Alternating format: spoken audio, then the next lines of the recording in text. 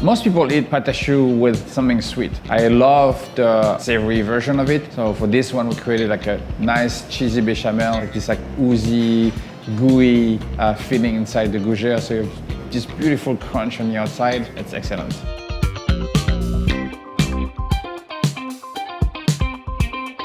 Hi everyone, I'm Chef Dominique Ansel. We're here in my new location, Dominique Ansel Workshop in the Flatiron District. I'm super excited to show you one of our signature items on the menu. It is a Comté cheese Gougères. To get started, we have a few ingredients here. We're gonna make the pâte à choux. So pâte à choux, it's one of the classic recipe for French baking. So we're gonna start with the water and the milk. We're gonna put this in a pot right here. We're gonna turn on the heat and medium. Then we're gonna add the butter, the salt and sugar. We're gonna bring this to a simmer and then we'll add the flour. For this, I'm gonna use a rubber spatula. We don't have to wait until the butter is completely melted. It's going to melt anyway. So we're gonna add the flour. We're gonna stir everything together. I'm gonna lower the heat a little bit. I'm gonna cook this down to a texture that is similar to almost like clay. At some point, it's going to form some skin on the bottom. And this is what we want for. That's why we call it drying the pâte à choux. We want the skin to form on the bottom, and we're trying to evaporate as much water from this batter as possible. And you want to keep it moving, you want to keep it mixing to make sure it doesn't burn. Pretty thick, and have like my skin drying on the bottom of the pan right here. So I'm gonna stop here. I'm gonna put this into the stand mixer. I'm gonna add the paddle attachment. You could also do this by hand, but I think it's much easier to use a stand mixer if you have it. Then I have my eggs here that have been mixed already. Technically, we'll add one egg at a time. So we're gonna pour the eggs little by little. Good step here, turn on the machine for about a minute. Let the water evaporate more from the choux, and then start adding the eggs. So when do I know it's ready to add the eggs? I'll always put my hand underneath the mixing bowl. And in the beginning, it's hot, really, really hot, because it went from the pot to the mixing bowl. So I want to wait until it's warm-ish, so a little hotter than body temperature, and then I start adding my eggs. If you add the eggs too early, you might take a chance of cooking the eggs in this batter. So this is about ready. It's been about a minute, and make sure that the choux dough absorb all this moisture from the eggs. Wait until it's fully incorporated. And then I'm gonna keep on adding more and more. You can also flavor this. Today we're making Gougères, so you could add some cheese to it. You could add some spices. We don't want to use the whisk, because if we use the whisk, we will start emulsifying this mix. So we'll incorporate air inside. And we don't want this. We don't want to keep it as dense as possible, so it's not too fluffy, too light, and it doesn't expand too much in the oven. So always use paddle attachment for this. I'm gonna stop here, drop the mixing bowl. I'm gonna scrape the bottom. And then we're gonna go back and add more eggs. So another question that comes back often, how much eggs to add? Am I adding all the eggs or not? It depends. It depends what size batch you're making. It depends how much you're drying this mix into the stove. It also depends on the flour you use. This is pretty much done. This is quick. I'm gonna remove everything from the mixer here. So I'm just gonna pass my finger through the batter here, and you can see how it oozes down a little bit. So you can still see the strike form from my finger. So this texture is quite nice. So here I have my piping bag, which is what we're gonna use to pipe the choux. And I have my piping tip as well. This is a plain tip. I'm gonna put my piping tip here. My trick to do this, people always ask me, how do you do it so you don't cut the bag too big or too small. I put a piping tip inside the bag. I push it all the way up really, really, really tight as possible. And then I use scissors. I put on either side and I twist it just a little bit. Then I can pull my tip. It's fitted really, really tight, and it's not gonna go away. Then to fill the piping bag, another question I get asked quite often, I take the top of the piping bag, I fold it, I push it down so I can kind of hold it really tight. Then I'm gonna use my spatula. And here, depending on what you do, but one important step as well, make sure you don't have any air bubbles. You're gonna scrape it to the side of your fingers right here. Gonna get everything here from my mixing bowl. Then I'm gonna fold my bag up. So I'm gonna chase the air out a little bit here.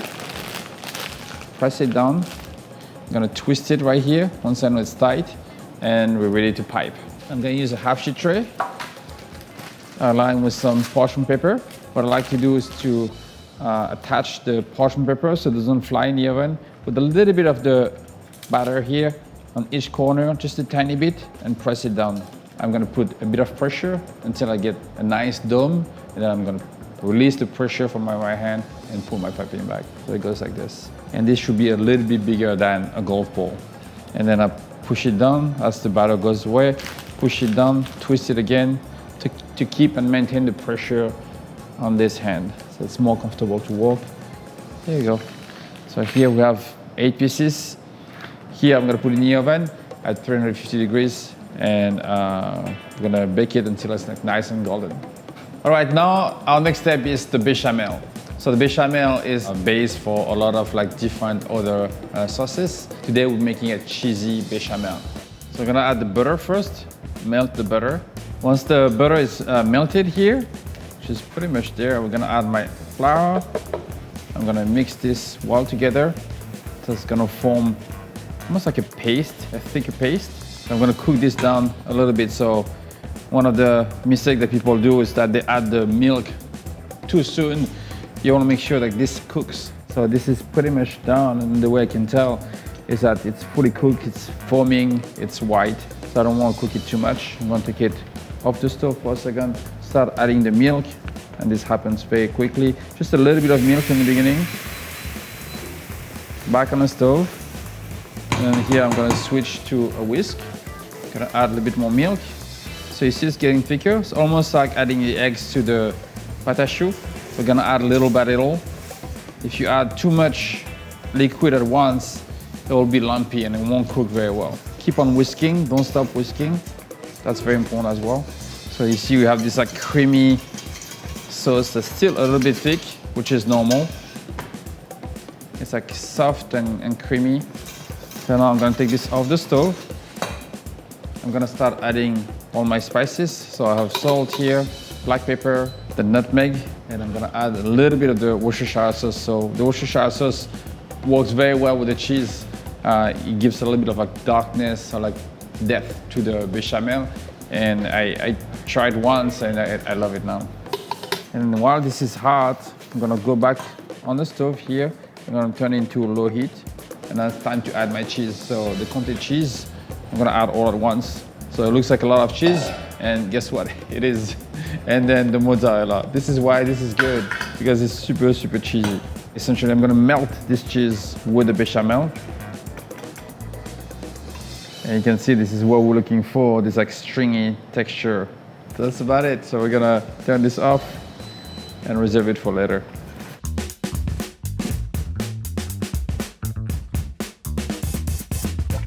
All right, the pâte à choux is now been in the oven for about 40 to 45 minutes. It's time to take it out.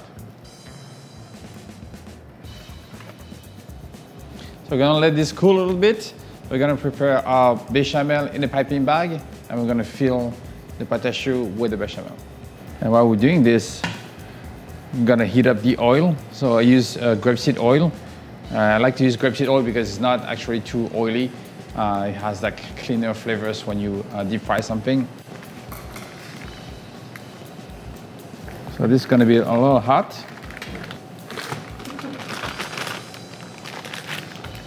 So our cream puff have cooled down now. I'm gonna take our bechamel, I'm gonna poke a hole just right here, put my piping tip through it, and put some pressure to fill this, and then cut it. And something is happening. It's gonna burst in my hands. Gonna add a little bit more here. I told you I was going to mess up. So we're gonna fill as much bechamel as you can. So you gotta put quite a bit of pressure. And I wanna cut it just at the end here with the piping tip. Now our pâte à choux is filled with bechamel. I'm gonna put on some gloves and we're gonna do the panning. So we have some flour, some eggs, and some panko. So first step, we're gonna put the choux into the flour. And that's very important because you want to make sure that the eggs actually coats the choux. If you don't do this step, the eggs will just like fall through the choux and not stick to it. And we want to make sure that everything adheres to it. So flour first, and then we dunk this into the egg, and then we're gonna roll it into the panko. I love this because it's a matter of textures. You have the super crunch on the outside, it's warm, you have this like cheesy bechamel inside, the nutmeg, the Worcestershire sauce, I think it's an explosion in your mouth of like flavors and textures that makes it like really, really exciting. So now this is ready. We're gonna wait until our oil is hot and we're gonna deep fry them. For the first one, use this type of spoon, or you can use a spider. Gonna drop it. I'm gonna do one at a time. So it's gonna be pretty quick. Remember that the pâte choux is already cooked. We're just trying to have this beautiful golden outside with the panning. Flip it. Look at this, beautiful. And of course at the end, I'm gonna put it on the cooling rack because I wanna make sure that whatever excess oil we have drips down and doesn't get the bottom soggy. So always on the cooling rack here. All right, this is now done. All right, let's cut into this. Sound on, listen carefully, it's gonna be a lot of crunch.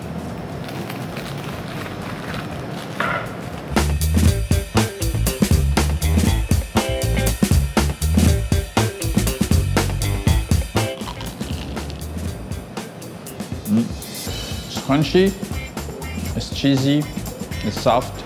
You can taste the nutmeg, the black pepper, Worcestershire sauce, a lot of different flavors. It's deep, it's cheesy, it's lots of texture. It's really, really fun to eat. You can have this for breakfast, lunch, or dinner, anytime. Throw a glass of champagne, it'll be perfect. I hope you guys enjoyed the video. For the recipe, click on the link below, and I hope you can get to see us here at Dominique Ansel Workshop.